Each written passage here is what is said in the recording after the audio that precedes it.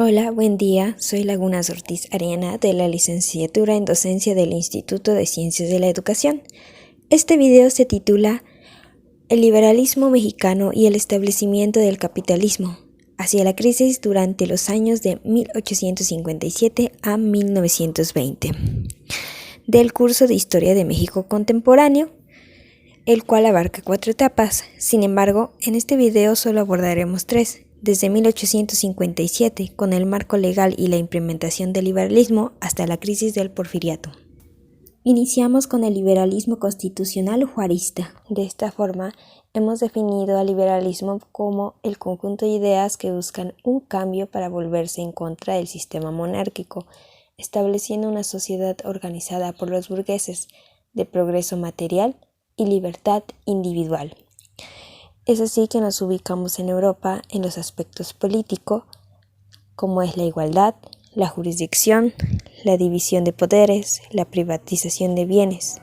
En lo económico, la industrialización, el libre comercio, el mercado libre, el capitalismo o la explotación de recursos. Y en lo social, como son los derechos del hombre, la tolerancia, la igualdad, la autonomía individual y colectiva, entre otras cosas. De esta forma, tenemos autores como lo fue Adam Smith con su liberalismo económico, John Locke con la división de poderes en legislativo, ejecutivo y federativo, Montesquieu con la división de poderes pero con el equilibrio, Rousseau con la soberanía nacional en su libro El contrato social. De esta forma, marcan un antes y un después. Lo medieval con las monarquías absolutas, el feudalismo, las supersticiones, el teocentrismo, la iglesia y la sociedad estamental en la cual no se podía subir de nivel ni de bajar, para pasar a algo moderno, como es la república con su división de poderes, la libertad individual, el uso de razón y el método científico, el capitalismo o la tecnología, las clases sociales burgueses. De esta forma pasamos al México liberal, donde se hace una crítica al sistema viejo, ya que este era conservador, como puede ser con la dictadura de Santa Anna, la República Centralista, la Constitución de 1824, las encomiendas, el clasismo, el militarismo y las instituciones regidas por la Iglesia, entre otras cosas. Así pasamos a las propuestas nuevas o modernas del México liberal, que como ya lo había mencionado, se da durante 1857 a 1888. Esto con Benito Juárez primeramente, durante 1854 a 1876, fecha en la cual fallece. Principalmente en lo político y lo social, con la Constitución de 1857, la cual se presentó como una iniciativa para reformar la de 1824. Esta se aprobó el 5 de febrero de 1857 en el gobierno de Valentín Gómez Farias. En esta Constitución se incluían los derechos del hombre, como la libertad, la igualdad, la propiedad y la seguridad, como en el artículo 3, la libertad de enseñanza, el artículo 4 con la libertad de trabajo, el artículo 5 con la prohibición de trabajos forzados. Igualmente tenemos las leyes de reforma, con la Ley Juárez, con la separación de la Iglesia y el Estado, o la ley del matrimonio civil, el registro civil, o la libertad de cultos, donde todo hombre es libre de profesar la creencia religiosa que más le agrade. En las relaciones internacionales, siguiendo la recomendación de Jesús Terrán, en la doctrina Juárez se declararon insubsistentes los tratados firmados con naciones que hubieran reconocido al imperio. Así, con Alemania e Italia las relaciones se iniciaron en 1869. Con Francia y Inglaterra se mantuvieron relaciones hasta 2 décadas después. Con Estados Unidos, Juárez adoptó una política respetuosa, ya que él decía que siempre es un buen auxilio no tener por enemigo a un pueblo vecino y esto nos basta. Con España se establecieron relaciones en 1871. La siguiente nueva propuesta fue la de Porfirio Díaz. Esto durante su gobierno. Su gobierno fue de 1876 a 1910, cuando renuncia. Aquí establecimos la fecha de 1888 a 1904 debido a que es la época del auge de la industrialización. De esta forma, en lo económico se invirtió en el petróleo y la minería, ya que se visualizó el petróleo como recurso energético que reemplazaría al carbón. La inversión extranjera, ya que fijó una política de la presencia del capital de varios países, como ingleses, franceses, estadounidenses, sin dejárselo uno solo, ya que eso comprometía la seguridad y la soberanía nacional. Igualmente tenemos las comunicaciones, donde se diseñó la primera red de telégrafos y telefonía del país, los transportes, con la red ferroviaria, donde se construyeron puertos y capitales de los estados. Fue cerca de 20.000 kilómetros de red ferroviaria. Igualmente, con Gilles Lehman Tours se equilibraron los ingresos y egresos y se favoreció al capital extranjero para alcanzar el desarrollo de los países más avanzados. La luz eléctrica o la banca, como lo fue Banamex, creado el 2 de junio de 1884. En lo político se hicieron reformas escolares, como en 1888 con la Ley de Instrucción Pública, después de congresos con intelectuales y pedagogos, donde tenemos en 1882 el Congreso Higiénico-Pedagógico con conclusiones que se inclinaban a la salud física del niño más que a la intelectual o moral. También está el primer Congreso de Instrucción en 1889, donde la educación elemental sería obligatoria, gratuita y laica. Y el segundo Congreso de Instrucción en 1890, donde la organización de la educación preparatoria sería bajo la adopción del método científico de carácter positivista. Igualmente tuvo algunos decretos, donde introdujo la figura del vicepresidente, ampliando la duración de la presidencia de 4 a 6 años. Igual la facultad del Congreso para dictar leyes sobre vías generales de comunicación y correos, al igual que leyes sobre el uso y aprovechamiento de las mismas. O atribuir al Congreso la facultad para dictar leyes sobre ciudadanía, migración e inmigración, salubridad general pública, el derecho al libre tránsito, etc. Finalmente, en el aspecto social, tenemos que surgieron nuevas clases sociales como la burguesía, la clase media o el proletariado, en este caso los campesinos, indígenas y mineros, que esto conllevó a un desequilibrio entre las mismas clases, lo que conllevó hacia una polaridad social, es decir, la diferencia entre ricos y pobres, lo que orilló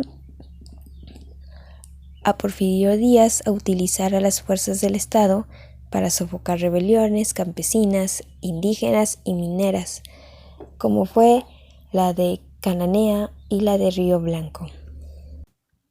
Aunque no todo es malo, ya que se modernizan ciudades embelleciéndolas, se dan la construcción de parques, escuelas u hospicios, o la inauguración del Monumento a la Independencia o la fundación de la Universidad Nacional o UNAM, o la creación del Palacio de Bellas Artes. Igualmente, se da un cine testimonial, como el desfile de rurales, la salida de misa, etcétera, demostrando así la vida cotidiana de los mexicanos. En 1908, con Rodolfo, un torero, es utilizado como una estrategia de marketing, por lo que no todo fue malo durante el gobierno de Porfirio Díaz. Por consecuente, pasamos a la segunda etapa, el proyecto liberal a la mexicana para modernizar a México durante el gobierno de Porfirio Díaz, de 1876 a 1910, tiempo en el que Porfirio Díaz tropicalizó el liberalismo de Europa a México, pero a su manera. Porfirio Díaz asciende al poder por medio de un golpe de Estado. Primeramente, en 1871, Díaz proclama el Plan de la Noria, con el que se rebela en contra del gobierno de Benito Juárez bajo la consigna de no reelección. Aunque muere Juárez, y Lerdo ocupa su lugar, por lo cual el Plan de la Noria fue un fracaso. Luego, en enero de 1876, lanza el Plan de Tuxtepec e inicia una revuelta desde el norte del país y triunfa con la batalla de Tecuac. Ante esto, Lerdo se va a Acapulco y se exilia en Estados Unidos. Porfirio Díaz ocupa así la presidencia en 1876. Así, su gobierno se caracterizó por ser oligárquico, ya que solo favoreció a ciertos sectores. Consolida a la burguesía, los empresarios y nuevos ricos. Favorece el capital extranjero. De igual manera se buscaba el progreso material. Primeramente, se cree que Juana Caterina, que era dueña de comercios, exportadora de azúcar y fundadora de escuelas en su localidad, influyó en Porfirio Díaz a buscar este progreso, o su tercera esposa, Carmelita, quien le modifica la conducta pueblerina. Así se amplió la red ferroviaria, se funda el Banco Nacional Mexicano. En 1881 se crea un nuevo alumbrado eléctrico en la Ciudad de México por la compañía Knight en 1881. O con José Gives Limantour se equilibran los ingresos y egresos del país. También se crean hospicios, escuelas, etc. Todo esto favorece al servilismo, puesto que en esta época había una tendencia exagerada a servir a la autoridad, en este caso a Porfirio Díaz, con el fin de obtener favores u ocupar cargos importantes en el gobierno. Un gobierno antidemocrático, ya que Porfirio Díaz quería el progreso del país, pero sometiendo a la nación y consolidando su poder personal, lo cual trató de hacer a través de su experiencia política y militar de 20 años, así como de su experiencia heredada de sus raíces indígenas. Aunque no había elecciones libres, todos los gobernadores eran nombrados, por lo que no había la libertad de elegir a los servidores públicos. Por otro lado, el sufragio electivo no se llevaba a cabo, ya que solo votaban los gobernadores de los estados directamente en las urnas. Fue paternalista, ya que se veía a sí mismo como el padre de los niños ambiciosos, dependientes e irresponsables, por lo que, según él, para tener democracia en un país lleno de niños revoltosos debía ser un padre duro, pero no despótico. Represivo, ya que consiguió la pacificación del país a través de la represión, con la ley Mordaza, que suprimía la libertad de imprenta, llevando a la cárcel a quienes se opusieran a la forma en que Díaz manejaba el país, o el mátalos en caliente. La domesticación, con sus frases domar al potro o atender las muelles, no las leyes, donde las muelles sostienen las reformas que Porfirio pretendía para el país, por lo cual no atendería a las clases sociales bajas, sino a los que generaran ingresos, la clase burguesa, hacendados, empresarios de la industria y los nuevos ricos. Y la consolidación religiosa, que, a diferencia de lo que pretende el liberalismo, de querer romper con la Iglesia, Porfirio se reconcilia con la Iglesia, a diferencia de Juárez, que rompe toda relación con esta institución. Latifundista. Desde 1883, Díaz promulgó una ley para colonizar tierras baldías, tierras propiedad de los pueblos y comunidades indígenas, donde compañías recibirían la tercera parte de la tierra sin pagar impuestos, por lo cual se da el robo de tierras para haciendas, donde se practicaba el derecho de pernada. Así pues, aún así hubo indios como los yaquis y los mayas que se negaron a entregar sus tierras, por lo cual Porfirio les declaró la guerra y estos fueron desaparecidos o casi exterminados, o enviados de esclavos a las plantaciones del sureste. Autocrático, ya que se dan dos visiones, la de Juárez, basada en las leyes, con una dictadura constitucional, donde manejaba la constitución para mantenerse en el poder hasta que muere, y Díaz, que establece una dictadura castrense, basada en lo militar o de los verdaderos héroes, ya que él consideraba que el triunfo después de la intervención francesa de 1862 fue suya y no de Juárez. Así se da la domesticación de los tres poderes, con represión, autoritarismo militar y humillaciones. Porfirio Díaz creyó dominar el país hasta su muerte física, donde la paz solo se conseguiría hasta que el país madurara y ya no lo necesitara más. Pero se equivocó, ya que ese mismo progreso material que logró generó fuerzas sociales descontentas que se levantaron contra él. Considerando todas estas características antes mencionadas, se favoreció la polaridad social, lo que conllevó a revoluciones, la penúltima etapa de México contemporáneo, llamada la crisis del Porfiriato. La crisis del Porfiriato se divide en maderismo de 1901 con el periódico Regeneración de los hermanos Flores Magón, donde Madero lo financió un tiempo, hasta con la muerte de Madero en la Decena Trágica durante febrero de 1913. De esta forma, tenemos en 1901 la lucha por la Constitución a través de los periódicos. Luego tenemos de 1908 a 1910 la sucesión presidencial. De 1910 el Partido Nacional Democrático. Y la gira presidencial en 1910. Pero Madero es encarcelado el 7 de junio del mismo año. Huye a Texas el 5 de octubre y elabora el Plan de San Luis, documento donde Madero declaraba ilegales las pasadas elecciones y asumía provisionalmente la presidencia de la República, convocando al pueblo a levantarse en armas el 20 de noviembre. Esto con el propósito de destituir a Porfirio Díaz de la presidencia de la República. Es así que estalló la revolución en distintas regiones del país, como lo fue Baja California, Sonora, Chihuahua, Durango o Coahuila. Así, su ejército se conformó de intelectuales y de la clase burguesa. Ricos, terratenientes, clase media empresarial, media profesional y obrera, campesinos, peones de hacienda tradicional, etc.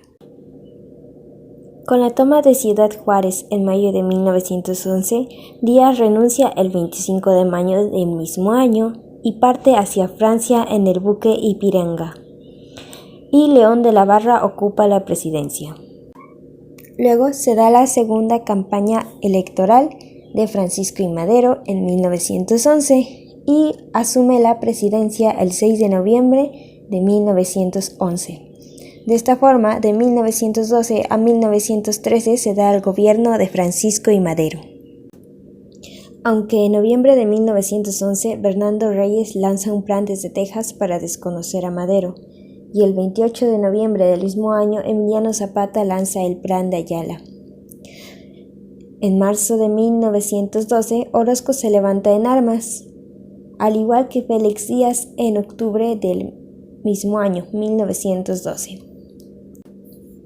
Así llegamos a la decena trágica, 13 días en los cuales Victoriano Huerta traiciona a Madero, y la noche del 22 de febrero de 1913, Madero y Pino Suárez son asesinados, dando así el ocaso del maderismo.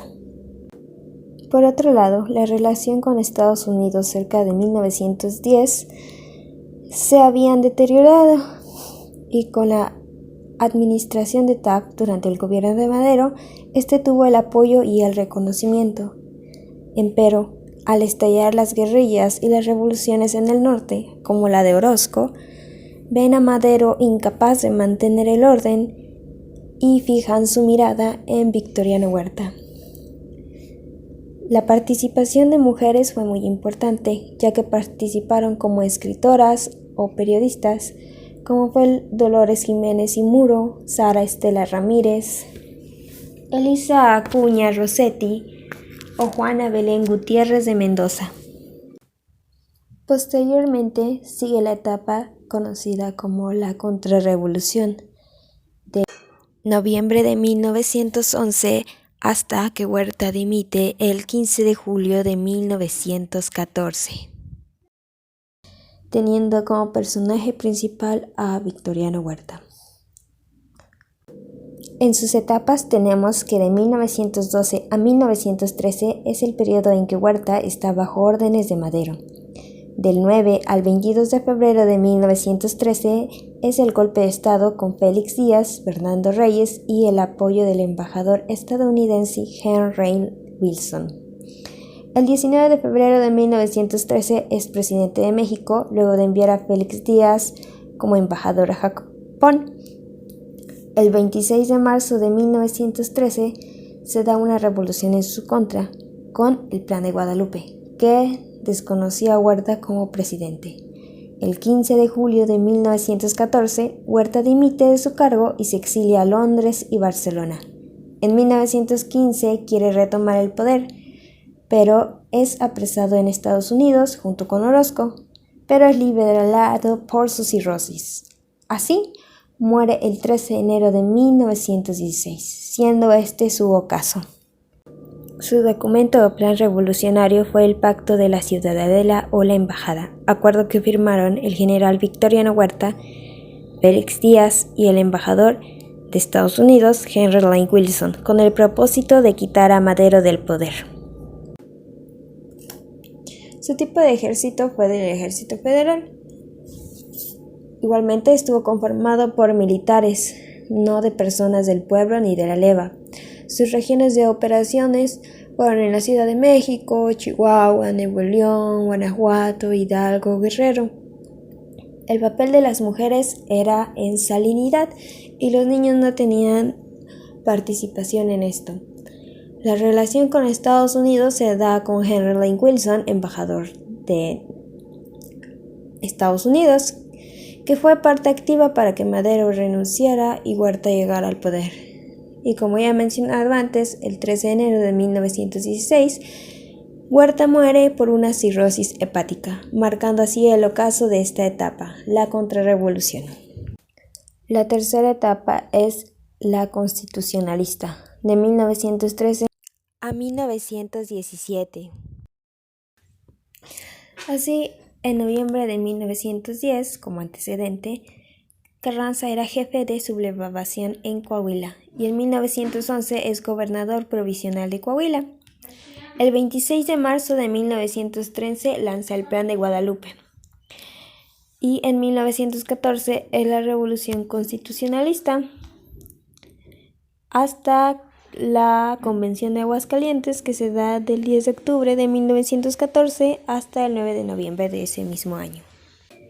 Como plano documento tenemos el Plan de Guadalupe, lanzado el 26 de marzo de 1913, que tenía como propósito la restauración del orden legítimo y la legalidad constitucional, y desconocer el gobierno de Victoriano Huerta y los tratados de Teoloyucan en 1914. Su tipo de ejército estaba conformado por gobernadores, hacendados, políticos Cos y del viejo ejército federal. Igualmente se le llamó el ejército constitucionalista, ya que exigía que la Constitución fuera respetada. Sus regiones de operación fueron Coahuila, Nuevo León, Tamaulipas, Sonora, Chihuahua, Durango, Sinaloa o Baja California. Por otra parte, el papel de las mujeres era de la salinidad y el de los niños no tuvo tanta relevancia. Por otro lado, la relación con Estados Unidos era dilatente, ya que Woodrow Wilson, presidente de Estados Unidos en aquella época, reconoce el movimiento de Carranza, pero al rechazar su propuesta de intervención, hace que Woodrow prohíba la venta de armas a México y se da la invasión al puerto de Veracruz en abril de 1914. El ocaso de esta etapa se da con la llegada de Venustiano Carranza a la presidencia en 1917. La cuarta etapa es la convencionista de 1914 a 1916 con la disolución de la convención. Como personaje principal se encuentra Eulalio Gutiérrez, además de Villa, Zapata y Carranza, ya que participaron también en esta etapa. Siguiendo sus etapas, tenemos que en septiembre de 1910 Carranza pide celebrar una convención. El 10 de octubre de 1910 se celebra la Convención de Aguascalientes, donde se nombra a Eulalio Gutiérrez presidente interino de México, y se pide las renuncias de sus cargos a Carranza y Villa, pero Carranza sale rumbo a Veracruz, donde establece su gobierno. Se celebra el Pacto de Xochimilco entre villistas y zapatistas en contra de Carranza. En enero de 1915, Eulalio establece su gobierno en San Luis, pero renuncia poco después. El 10 de junio, la Asamblea le otorgó el poder al villista Francisco Lagos. El 2 de agosto, los constitucionalistas toman la ciudad Juárez y la convención se traslada a Toluca, donde es abandonado por los villistas, luego a Cuernavaca, integrada solo por zapatistas, donde dejó de funcionar, dándole fin a esta convención. La Convención de Aguascalientes tuvo como propósito unificar a las facciones revolucionarias antagónicas y de elaborar una forma de gobierno y decidir quién gobernaría y en qué forma, pero al final esto no se logró. Su ejército fue la División del Norte, con pueblos, rancheros, vaqueros o la población rural, en Chihuahua, Zacatecas, Coahuila, Jalisco, Durango, San Luis Potosí o la Ciudad de México. En el caso del Ejército Libertador del Sur, fueron indígenas, campesinos. En Morelos, Puebla, Guerrero o el Estado de México. El papel de las mujeres fue de enfermeras, de apoyo y de salinidad. Con Estados Unidos, Woodrow Wilson estaba a la expectativa de qué bando ganaría.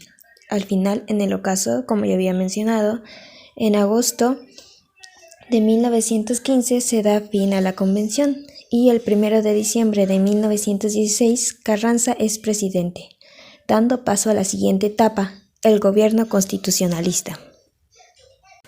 El gobierno constitucionalista se da de 1916 a 1920 con Venustiano Carranza.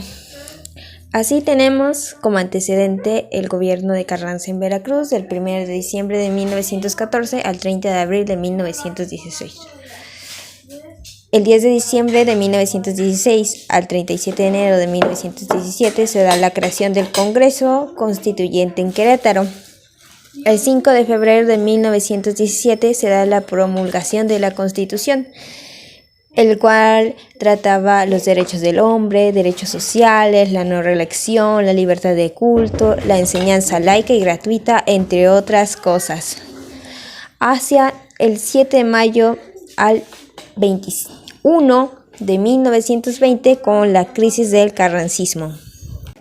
El ejército fue el ejército constitucionalista, la clase media burguesa en toda la república, ya que él fue el presidente. En este caso las mujeres no participaron, solo en limpieza y las letradas, como las enfermeras y las diplomáticas. La relación con Estados Unidos fue que Carranza estableció acuerdos para evitar la intromisión en la política interna mexicana. Como caso tenemos que el 21 de mayo de 1920 un grupo de hombres armados encabezados por Rodolfo Herrero dieron muerte a Carranza. Como última etapa tenemos al Grupo de Sonora de 1920 a 1928, con los personajes de Adolfo de la Huerta, presidente provisional entre el 1 de junio y el 30 de noviembre de 1920, Álvaro Obregón entre 1920 y 1924, y Plutarco Elías Calles del 1 de diciembre de 1924 al 30 de noviembre de 1928. El 23 de abril de 1920 se lanza el Plan de Agua Prieta, que tenía como objetivo quitar a Venustiano Carranza del poder, pero este es asesinado. De 1920 a 1924 se da la presidencia de Obregón, y de 1924 a 1928 la presidencia de Plutarco Elías Calles. Su propósito es que trataron de establecer una ideología populista que tomara en cuenta las libres opiniones de las personas. Primero su ejército fue con el constitucionalista, luego el ejército federal cuando eran presidentes. Las mujeres se desempeñaron en enfermería, curando heridos, además tenían un empleo y los niños eran vestidos con trajes militares. La relación con Estados Unidos fue importante, ya que permitieron consolidar los gobiernos de Obregón y Calles y neutralizar el país por medio de la Constitución. Al final, de la Huerta huyó del país luego de que su rebelión fracasó y Plutarco Elías Calles fue exiliado por Lázaro Cárdenas. El 17 de julio de 1928, Obregón es asesinado. Así damos por finalizada la crisis del Porfiriato, aunque verdaderamente la Revolución Mexicana se da del 20 de noviembre de 1910 a la dimisión de Díaz el 25 de mayo de 1911. Como última etapa de México contemporáneo, tenemos los gobiernos de alternancia y nuestra actualidad. Sin embargo, este tema no será abordado en este video.